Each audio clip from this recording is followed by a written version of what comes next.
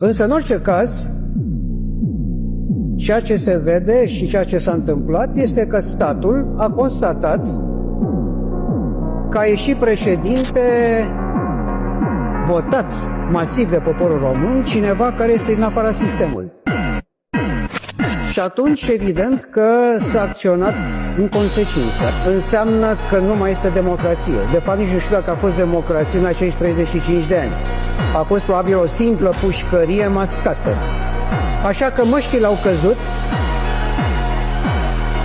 voia lui Dumnezeu s-a înfăptuit,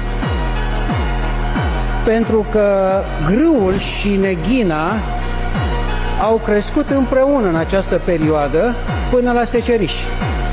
Și acum este cernerea finală. Fiecare se cerne după standardul pe care l-a ridicat.